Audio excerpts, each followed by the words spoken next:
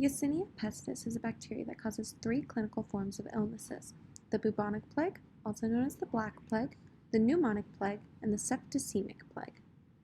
As you can see, this bacteria is gram-negative Coccobacillus. It is also non-motile, a biological vector, and facultative anaerobic. Yersinia pestis is a biological vector. The bacterium is ingested by a flea. It then multiplies until the digestive tract is blocked off, and then when the flea bites a host, some bacilli are regurgitated into the new host, where it travels through the lymphatic system into the lymph nodes. This causes the host to be infected with the disease. The bubonic plague is when the bacteria multiplies in the lymph node closest to where the bacteria enters the body. It is characterized as a fever, headache, chills, weakness, and 1 or more swollen lymph nodes.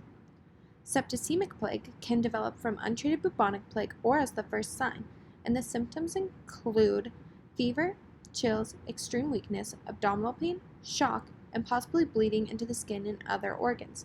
Skin and other tissues may turn black and die, especially on the fingers, hands, and toes. The pneumonic plague is the only form that can be spread from person to person, and it is characterized as being a fever, headache, weakness, and a rapidly developing pneumonia with shortness of breath, chest pain, cough, and sometimes bloody or watery mucus. This may develop from inhaling infectious droplets or may develop from untreated bubonic or septicemic plague after the bacteria has spread to the lungs.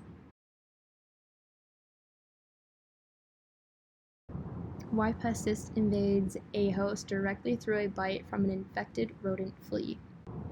Y. pestis preferentially infects host macrophages, possibly via recognition of specific surface-associated CCR5 molecules, and survives inside of macrophages at the early stage of infection.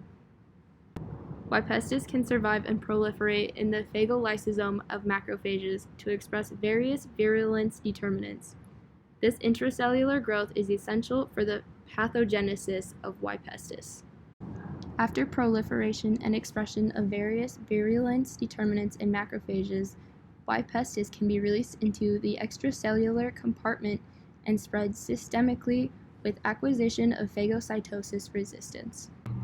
Within the low temperature of the flea, Y. pestis causes a stimulatory response. When in the high temperature of the human body, it does not cause a stimulatory response. This is because of changes in the LPS.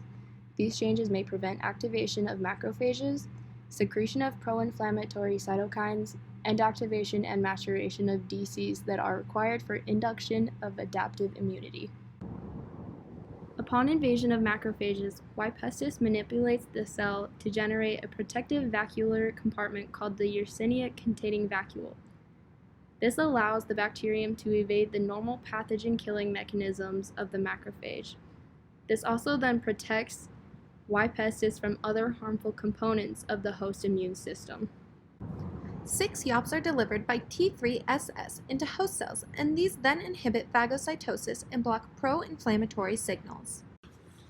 Okay, so I know all the science talk was really fun and super cool, and you didn't get any of it because it doesn't make a whole lot of sense.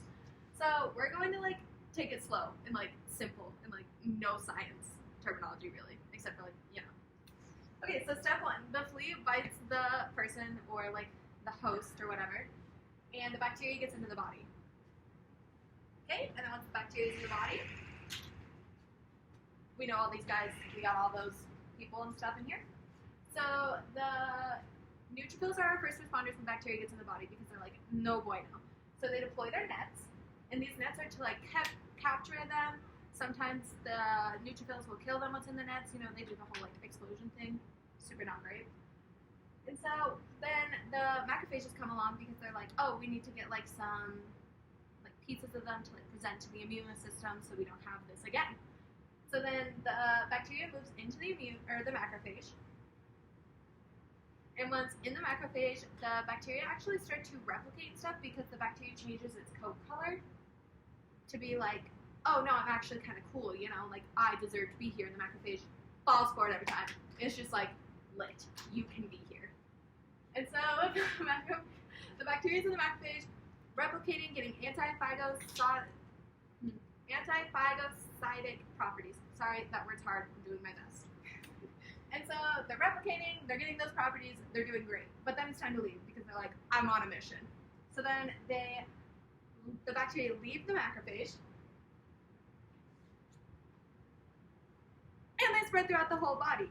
And they can spread throughout the whole body because these little phagocytes up here can't recognize these little dudes because they have all these anti-phagocytic properties and they change their codes. So they're just like chilling, which means the adaptive immune system doesn't happen because there's no T cell response because they're just like, no.